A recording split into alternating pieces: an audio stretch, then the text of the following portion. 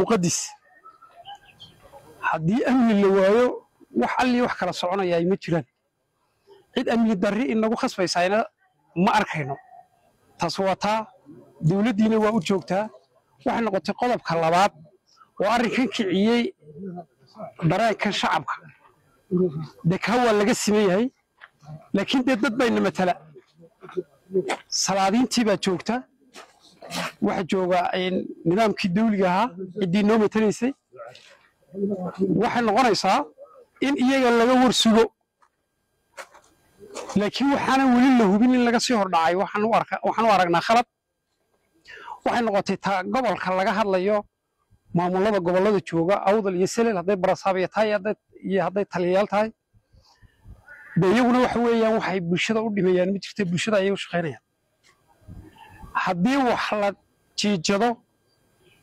oo ama wax la tirsadana waxa weeye de meel aqoontii lagu tumhayo waxaan nahay bulshadii aqoontii lagu tumhayay de waxa taala in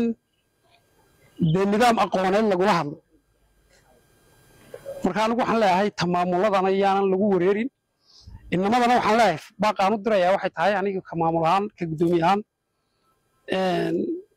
waliyow de dhaqmaadkeennii baa jooga oo salaadiintii leh oo caaqiladii leh sidoo kale systemkii dawladda ayaa jira aynu ka warsugno arrinta mataqaanaa dhalinyar aad moodo in waxa weeyaan arrimihii dhaqanka ahaa ee gobolka awdal lahaa ay garab marayaan waxa weeyaan meel kasta qof mas'uuli wuu joogaa barasaabka gobolka awdal waa shakhsi muddo kale weeyi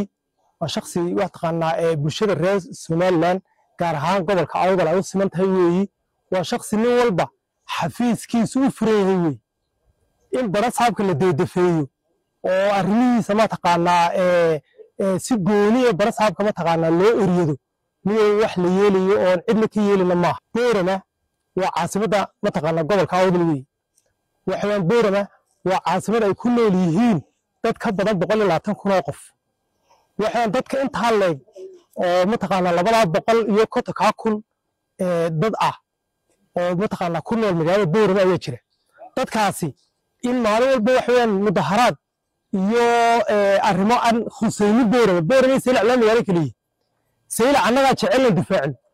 annaga jecel tagno annaga jecel arrimaha ka hadalno cid alla cid aan ku hadlayno ma jirto laakiin in magaalada boorama iyo magaalada saylac la isku sidko wala arrin soconaysa maaha habeenkii labada habeenimo qof hadoo qaal weeyay aan ka baqay waxba soo gaar karaya sida moodawigi uu dambeeyay marka in kasta baqayo maxaa dhacaya afrana moodin laga baqo leeyahay maantana maxaa dhacaya maahine waxa weey dadku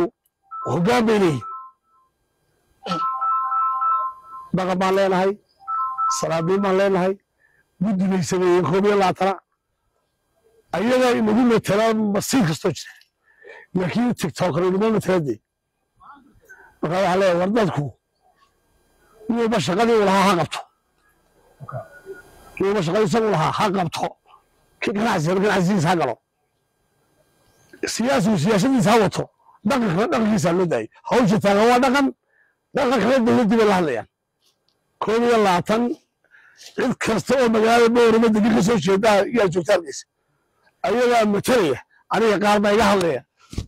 intaa taagan niba kii matalaya halkiisu joogaa haddii markaa dadku ay cidda ay wakiisheen ee wax u dhiibteen ee go-aankeeda isu kalaana waa intaa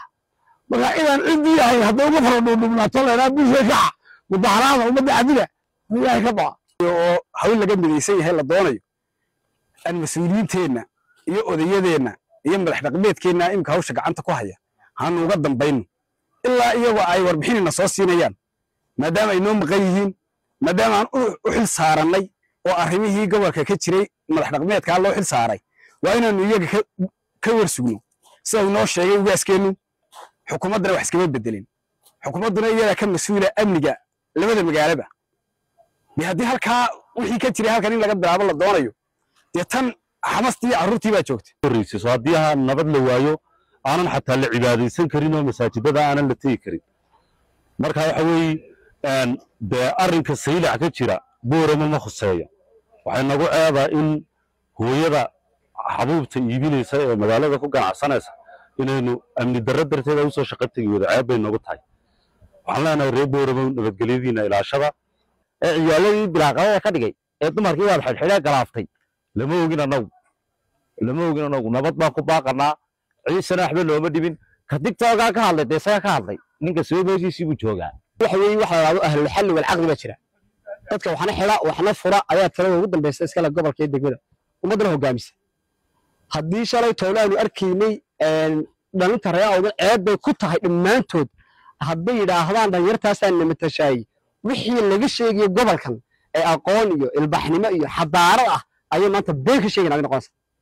jawaabtaa aanu maanta siinanay waa inay si fiican u dhegeystaan waxa weeyaan nama mateli karaan dhalinyar dana gaara iska leh oo habeen iyo maalinba labada habeen saddex habeen life ku jira oo ummad caayaya inay kuu matelaan magacaaga gobolka innaga ceeb bay nagu tahay jiritaankeeda iyo horumarkeeda iyo nabaddeeda nimankaasi mashruuc gaaray wataan siilac bay isku dhex qaldayaan odayaal dan kama leh odayaasheenii aynu xilkooda dooranayo caayayeen